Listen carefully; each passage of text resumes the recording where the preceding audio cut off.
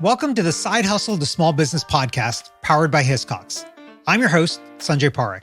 Throughout my career, I've had side hustles, some of which have turned into real businesses. But first and foremost, I'm a serial technology entrepreneur. In the creator space, we hear plenty of advice on how to hustle harder and why you can sleep when you're dead. On this show, we ask new questions in hopes of getting new answers. Questions like, how can small businesses work smarter? How do you achieve balance between work and family? How can we redefine success in our businesses so that we don't burn out after year 3? Every week, I sit down with business founders at various stages of their side hustle to small business journey. These entrepreneurs are pushing the envelope while keeping their values. Keep listening for conversation, context, and camaraderie.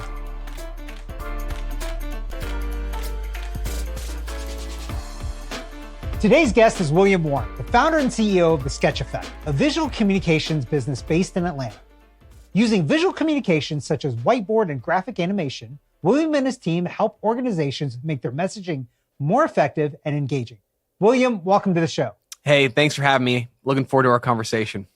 I'm excited to have you on because I think what y'all do is super neat. I've seen people in the past that have done this at events, and it's always so fascinating. And honestly, it's something interesting to look at sometimes when the speaker's maybe not the most engaging. But before we get into what y'all do, give us a little bit about your background and what got you to where you are today. Of course. Yeah. So I love what we get to do. And the way we got here is a pretty interesting journey. So I'll just come out the gate and say I didn't start out wanting to be an entrepreneur. I never considered myself destined to become a business person or run a small business. I consider myself first and foremost a creative. Ever since I was a little kid, I've loved drawing. I've loved illustrating. I've loved cartoons. That was what got me jazzed from a young age. And so that's really what started my journey. So all throughout my childhood, I was drawing cartoons, illustrating comics, couldn't get enough of it. And then an interesting thing happened after college. I ended up getting a corporate marketing job. And that's another long story, but suffice to say, here I was, this ambitious young creative person, and I found myself in this 9-to-5 suit and tie job working in a cubicle where I was looking at spreadsheets and emails all day long. And I recognized that spreadsheets may really get some people fired up, but for me, not so much. I basically needed some more creativity in my day-to-day corporate role. So what happened is I started to actually sketch and draw during company meetings. If we had a small meeting and we're in a room with a whiteboard, I'd hop up on the floor, grab the whiteboard markers, and start sketching out the content of our meeting. Or if I had a presentation to give, I might doodle out some concepts, scan them in, and put them into my slide deck. And for me, this was just a creative outlet. But what I realized is that people around me saw value in what I was doing. They saw value in the fact that I was taking concepts, often business or marketing concepts, and communicating them visually. And so that is really what started, kind of lit the spark in my mind that, hey, this could be a business. I could create a business based on this concept of visual communication. And so that was about 11 years ago. Yeah. So do you feel like, because of what you did there, did you get invited to meetings that you had nothing to do with and they were just inviting you so that you would take cool notes? That's exactly what happened. In fact, as I did this as kind of a side thing in this corporate role, I had people from different departments like supply chain or IT or HR inviting me, asking me, saying, "Hey, William, I've heard you can draw during meetings. Will you come do this during our meeting?" And I would say, I'd love to. And yeah, oftentimes I found myself in the middle of these meetings where I was not a subject matter expert. I did not know exactly what they were talking about. Maybe I didn't know the acronyms. And so what happened was I had to really lean into this concept of active listening, where you're listening for the big ideas and the big themes. And that's become a core skill set that our artists at the Sketch Effect embody today. Yeah. I imagine because of this now, you end up learning about a lot of things that you know nothing about beforehand, right? Has there been a time where you've been doing one of these and even throughout the whole thing, like you don't know what is going on or what they're talking about and you're clueless, or do you get clued in at some point? Hopefully throughout the day, at some point, it will click and I will start to track with people and understand what's going on. But But yes, we get to learn so many interesting things at the Sketch Effect. I mean, we sit in hundreds of meetings a year around the country for different companies, different organizations. Any type of company organization you can think of, we have sketched for their event. So yeah, I remember learning about supply chain of chicken farms, or learning about international tax compliance, learning about healthcare, for different populations around the world.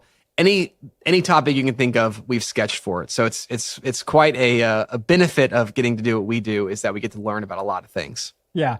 By the way, the thing that you just said probably made everybody who's listening, or almost everybody who's listening, skin crawl about how many meetings that you've been in a year. Like, all the rest of us are trying to get out of meetings and not go to meetings. Whereas for you, your business is being in those meetings. So, well, most meetings are terrible. I mean, let's just call it out. Most meetings are a waste of time. And that's why my business, the Sketch Effect, is so great, because people hire us to join their meetings to make sure that their meetings are not terrible, that they're actually effective, that they're creative, they're engaging, people are retaining what they're learning, they're remembering it, and then they're going and taking action based on the discussion. So yes, I would like to say that the Sketch Effect is the antidote to terrible meetings. People need to bring us in to make their meetings less unbearable and more awesome. Less terrible, right? Yeah. Exactly. So you mentioned cartoons, and as a kid, I got to ask you, what's the first cartoon that you remember, like your favorite first cartoon you remember watching? Without a doubt, the cartoon that really ignited my creative journey was Calvin and Hobbes. Are you familiar with Calvin and Hobbes? Yeah, of course. Yeah, so not a cartoon on the TV, but a newspaper cartoon for those who are unfamiliar with it. And that ran for about 10 years. From the mid 80s to the mid 90s, when I was a wee lad, and I could not get enough of Calvin and Hobbes. I credit my time reading Calvin Hobbes to my understanding of sequence and narrative and storytelling and visual storytelling. That alone was so instrumental in getting my creative journey started.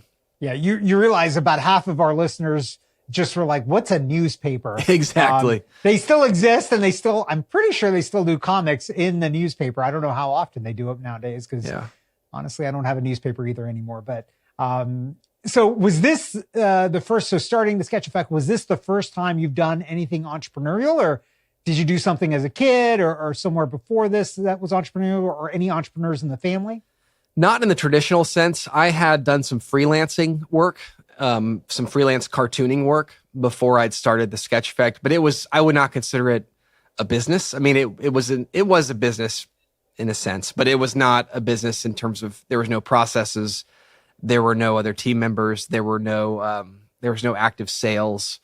So, my journey with the Sketch Effect was I consider my first time actually running a business. And there's not any immediate business experience in my family, but my dad did start a nonprofit in the healthcare space when I was young. So I did get to watch his example of leaving his full-time gig to go start something new from scratch. So although not a traditional entrepreneurial story, I do feel like I gained a lot of understanding of what it's like to leave and start a new thing and get people on board and get people excited about the mission of seeing my dad's example. Yeah. So, okay, you start getting invited to a bunch of meetings that you have nothing to do with, just to be the note taker, essentially, the person that's going to keep everybody interested in what's going on. At what point did you decide, like, okay, this needs to be a business on its own, and how did you make that transition to starting this? Sure. So this is the Side Hustle to Small Business podcast, and that was really my journey. My journey was from hobby to fun thing I did at work to side hustle to small business. And so going back to those corporate days, it really began as this side thing I did at work in the context of my 9-to-5 job, just to have a creative outlet. And then as the momentum built up and people got excited about it, they invited me to come to their meetings. This was also happening internally at that one company. Then it became this side thing. And then someone whispered in my ear, hey, you could charge for this. You could probably make some good money doing this. And I thought, wow, there's an interesting idea. So I started getting some freelance clients lined up outside of that company. These are new freelance clients. And it really became a side hustle. I took PTO to go to different company events. I remember I went to one in Dallas early that summer. I went to one in Orlando that fall, and I had one lined up for New Orleans in January. So I had a couple of these really compelling opportunities in a row. And so based on that momentum and the growing momentum and the excitement I felt around this idea of visual communication and bringing these visual thinking principles into the corporate space, I decided to go all in on that. So I would say it was probably a 6-month journey from exploring this fun side thing at work to dabbling in a couple freelance side gigs and then going all in on starting a business. Yeah. So how did you find those early customers there?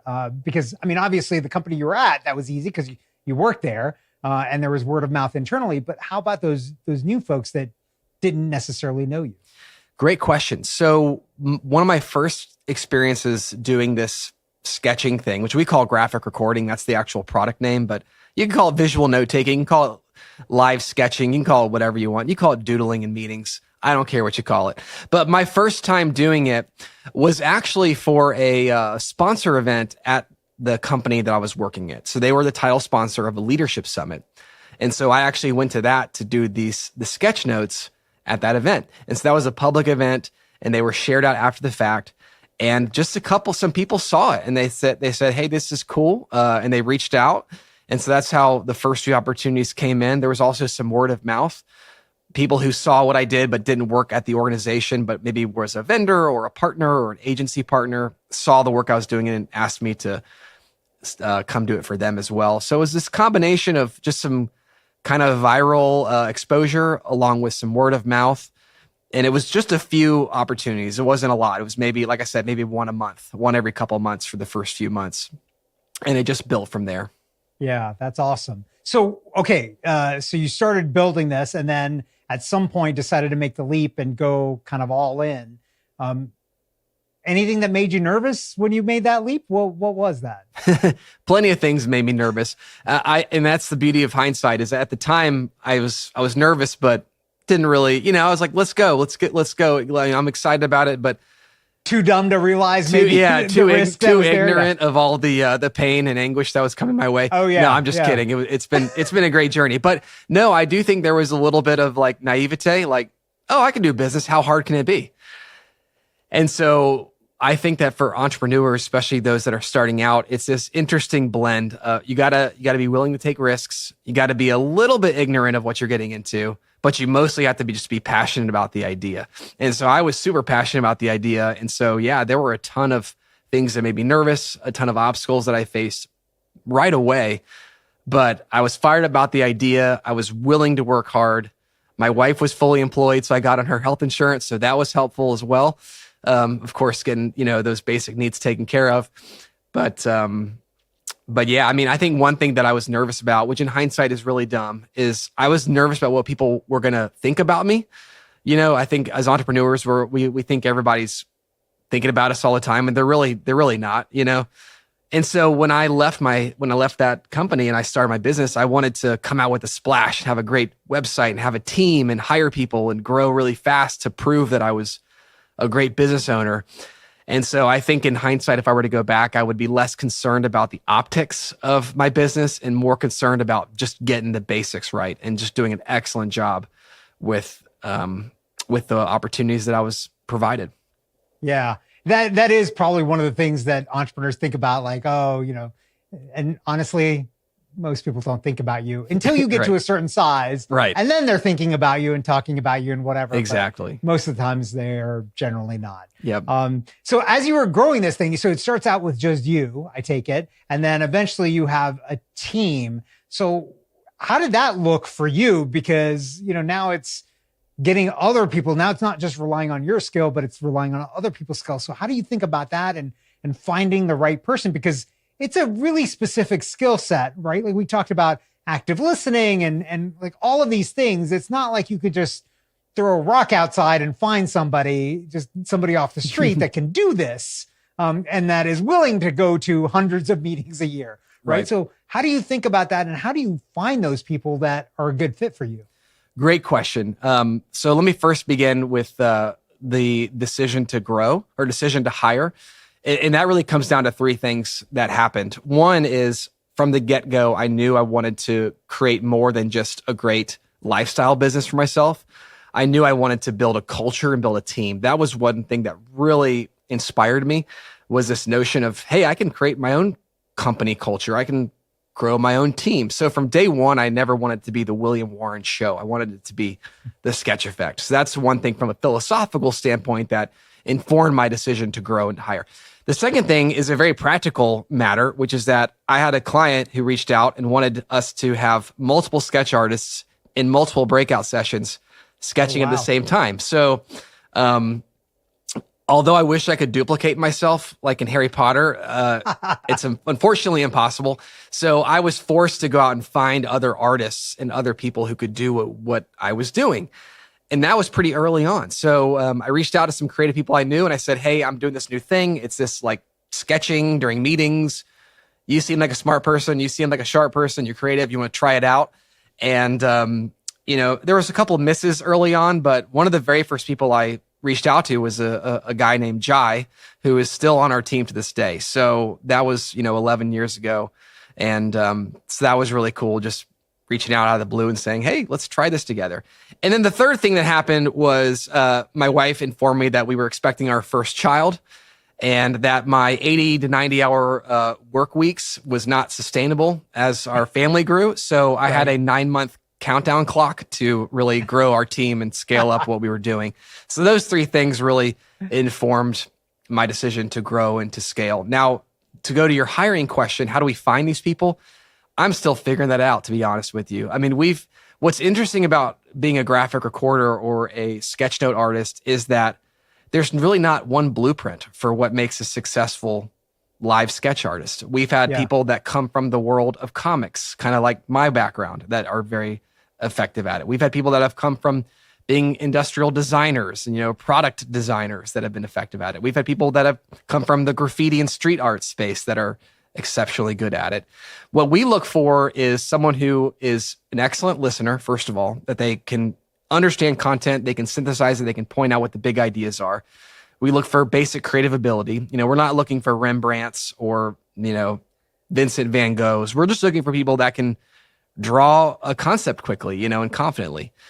And then we're also looking for culture fit. That's a big thing for us, the Sketch Effect, is, when we send an artist into a corporate meeting, that's a very intimate experience. They are joining the room. They're face-to-face. Sometimes these are small meetings, 5, 10, 15 person meetings. So we want to make sure the person that's stepping into that space is going to represent our brand well, represent our core values well. So sometimes it feels like we're hunting for unicorns as we're recruiting more sketch artists, but they're out there and they're amazing. And, but yeah, there's not one blueprint for what a perfect candidate looks like. How do you think about that? You touched on it a little bit. How do you think about the balance while you're doing this, the balance between speed and creativity as you're capturing this stuff? Because sometimes there's very complex ideas that are discussed in meetings like this, and it would take a while to kind of fully draw them out. But it's not like the people talking are going to be like, William's still catching up. Yeah, We're let's gonna wait. Pause for a minute, right? They keep going and you have to keep listening. So how do you balance that as you're doing this? It's a fantastic question. So one of the benefits is that people cannot draw or write as fast as people talk. There's never, the pacing will never be the same. Right. So when we are on site sketching at an event, we are forced to be choosy about what we capture because we can't literally write down everything that's said. So we're forced to leave stuff out. We're forced to deliberately select what's going to go on the board. And then we're forced to deliberately select what we're going to visualize because again, you can't draw as fast as the meeting. Right. You can't draw at the same pace at which the meeting is progressing. Yeah. So it forces us to be choosy. It forces us to leave stuff out and to be really deliberate about what gets captured. And I actually think that's a strength because rather than capturing the minutia of a meeting, every single word, every comment, we are forced and compelled to capture just the important, just the really critical things, those big rocks, those big ahas, the main themes. And also the fact that we aren't subject matter experts with every client event is, I also think, a benefit in that we don't get lost in the jargon. We don't get lost in the, all the nerdy insidery language that folks use at meetings. So we're forced to view it as a third party listener and interpret what is meaningful, what is a big takeaway. And I would say most of the time we get it right, but that's why the clients are there. They can walk over and look at our sketch and say, hey, that idea, you kind of got it right, but let's change the wording or let's change that. Yeah. So that's one thing that we always do in our process is we do collaborate with our clients to make sure the final deliverable is it representing what they need it to represent. Yeah. So, okay. So obviously some companies are able to afford, you guys or a firm like you guys to do this kind of work.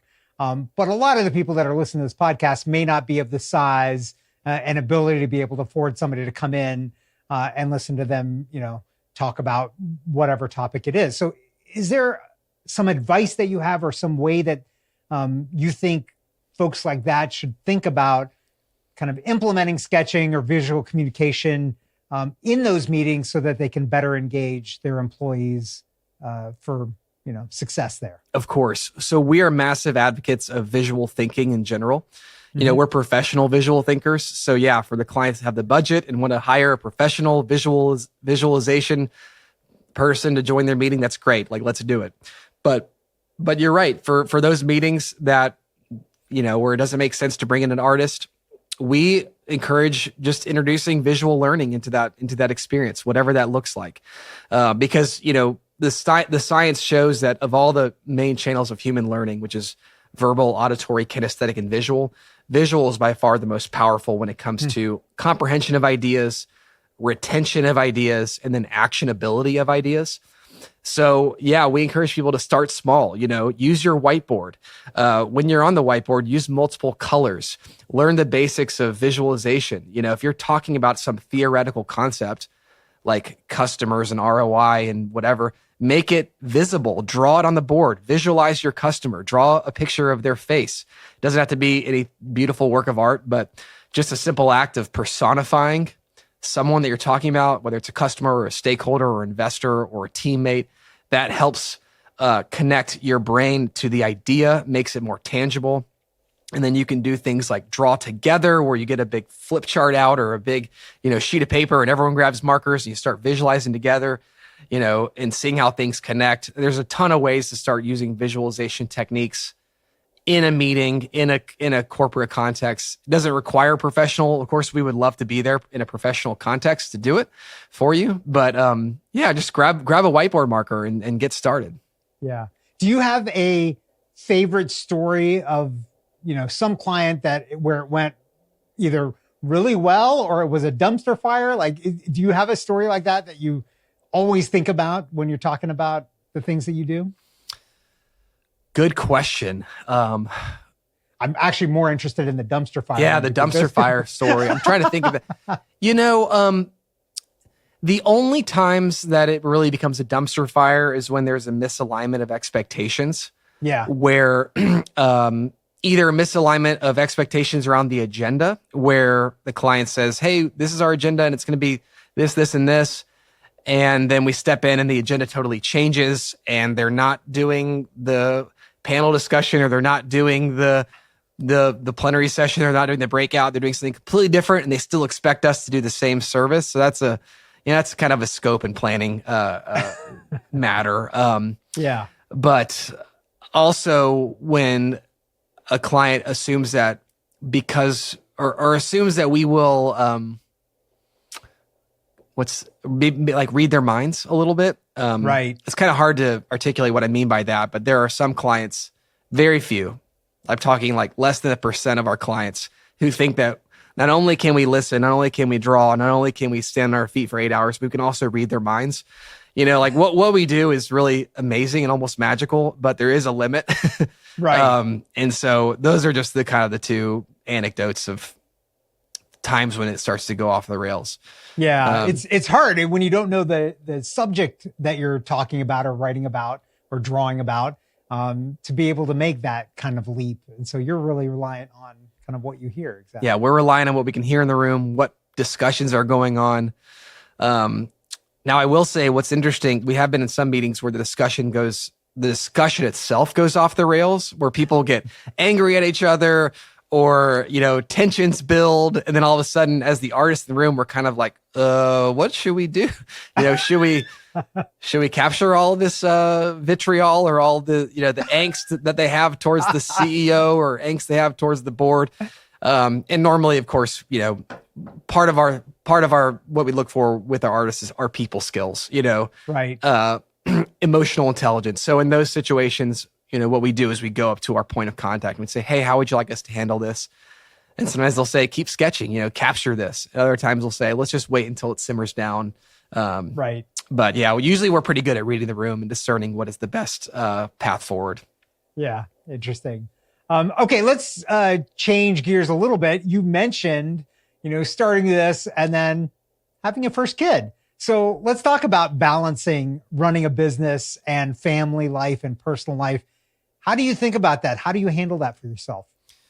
I think it's incredibly important, especially for entrepreneurs. And I'll say, and the reason why it's incredibly important for entrepreneurs is that our work never ends. There's always more value we could be adding to our organizations. There's always more value we could be adding to our processes. We could always be improving our systems. We could always be investing in ourselves. We could always be tweaking our marketing, adjusting our website. Literally, the list never ends for a business owner. There's always something we can be doing to work on the business to make it better. So it's incredibly important. Unlike, a doctor who can't see patients in their house, when my dad is a doctor, so I can speak about doctors, when they leave the hospital, they can no longer deliver the product. They can maybe do some emails and stuff on the side, but right. But for entrepreneurs, there's always something we can be doing to invest in our work. And for creatives like myself, we can also always work on the product at home. But that's another discussion. So I think it's important for entrepreneurs to have boundaries. And then for myself, I have to remind myself that I'm running my own business ultimately because it serves me. It serves me as the founder to have a business. And so I don't want a business that's going to run me into the ground. I don't want a business that's going to make me estranged from my kids or estranged from my wife. And so I've had to put deliberate time boundaries, work boundaries in place to make sure that those relationships are protected. It's not always easy, but I think it can be done. But hopefully that answers the question. Yeah. Yeah. Is there anything that you use in terms of like technology or apps or systems that you'd recommend to others that helps you manage all of this? Either, manage that boundary or just manage the business itself? Yes. The first one is the simple one that everyone has, which is the calendar app. I live and die by my calendar. Everything I do every day is on my calendar, even personal stuff. After this podcast recording, I'm actually going to pick up my son and we're going to go get donuts because we do a monthly Donuts with Dad thing where we just go and get a donut and sit in the car and talk about life, things that an 8-year-old wants to talk about. So that's on my calendar. My team can see it. I have my date nights on my calendar. Those are there. And so I'm a massive believer in your calendar should be a reflection of your priorities. So if you look at your calendar and it's not reflecting what matters most in your life, then you need to do some hard work on your calendar. So that's the first one is my calendar, making sure everything I do, the things that I value, the things that I prioritize are reflected there on my calendar. But then the other tool I use is a system called OmniFocus, which is a task management software based on the Getting Things Done or GTD methodology by David Allen. I'm not sure if you're familiar with that, but it's basically a way of breaking up large projects into small actionable steps and then organizing those projects and having a system to process new inputs, organize them, sort them into projects, and then delegate them to your calendar or delegate them to yourself in the future as it represented on your calendar, or delegate them to someone else, or defer it or delete it. So those are kind of my two, my right hand and my left hand are my calendar and my OmniFocus task management system. Yeah, cool. I love it. Okay, last couple of questions here. You've been doing this for a while now. Obviously learned a lot along the way. If you could go back in time and do something differently, what is that and why? Amazing question. The first thing I would do is I alluded to this earlier, I would be a little bit less concerned about the optics of my business and more concerned about just the basics, the fundamentals. And the way that manifested is in one dramatic way, which is that I think, a little too quick to hire. I really wanted to be that entrepreneur with my team, and the website and like, look at our amazing team and all these good looking, people that we work with. And aren't we so awesome and cool? And don't you want to hire us? So I think I was a little bit too quick to hire people. That's the lesson. Not that I shouldn't have brought people onto the team and to help me advance the mission, but I think in terms of offering full-time positions, permanent positions, I probably would have dabbled more in temporary roles or contract positions first to test before you buy. So I think there were some mistakes there in terms of bringing maybe the wrong people onto the team without enough vetting. And again, I think that goes back to a little bit of pride, wanting to be seen and viewed as this entrepreneur with this really great growing company. Right. Right. And then the other thing I would have done earlier is I would have probably invested more in telling the story. I think I would have spent more money, more time on marketing and video collateral and just getting out there and sharing our story. Awesome. Yeah. Great advice. Okay. Last question for you. You're, I think, one of the quintessential examples of this for this podcast, of somebody that had a full-time job, started a side hustle, and then went all in and started a business out of that. If you were talking to somebody else that was thinking about doing the same thing as you, maybe not necessarily the same industry, but the same kind of path as you, what advice would you give them? The first thing I would do is, with creative work, the work we do can be kind of vague, ambiguous, amorphous. Like, it's hard to pin down creative services. It's not like, a plumber or a dentist or something where you know exactly what you're getting. So with creative work, I think there's a big obstacle, which is that how do we communicate what we do to non-creative people? Because most of our clients, they're not creative, or they're not traditional creative like we are. So I encourage creatives to spend a lot of time really thinking about how they can turn what they're doing into a product that has a process that can be understood by non-creative folks, and then talking about it.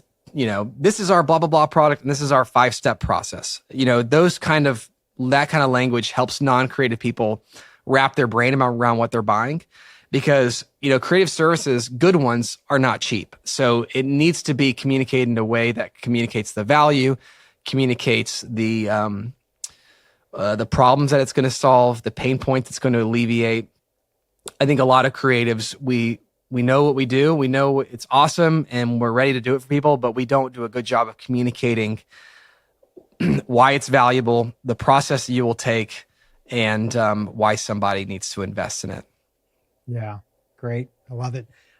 William, this has been fantastic. I know you've got a book as well, so tell us about the book real quick, and then where can our listeners find and connect with you online? Sure thing. So last year, actually it was a year and a half ago at this point, I wrote a book. It's called The Conquering Creative, and it's about a lot of what we just talked about. It's a business book for creative people. Because if your listener is anyone like me, they were once upon a time a creative, and they decided to turn their creative passion into a profession or into a career.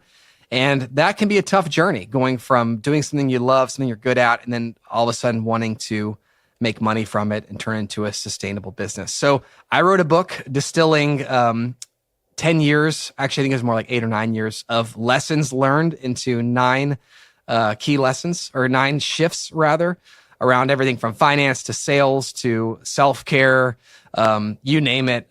This is sort of my book to help creative people who are going on a business journey do it with excellence and grow a creative career of their dreams. So it's called The Conquering Creative. Encourage people to check it out. If people want to get in touch with me, they can find me at william@thesketcheffect.com. online at thesketcheffect.com. And you can find me on LinkedIn. I'm pretty active there as well. So just search William Warren on LinkedIn and let's connect. Awesome. Thanks so much for being on today. Yeah, enjoyed it. Thanks. Thanks for listening to this week's episode of the Side Hustle to Small Business podcast, powered by Hiscox. To learn more about how Hiscox can help protect your small business through intelligent insurance solutions, visit hiscox.com. And to hear more Side Hustle to Small Business stories or share your own story, visit hiscox.com/side hustle to small business. I'm your host, Sanjay Parekh. You can find more about me at my website, sanjayparekh.com.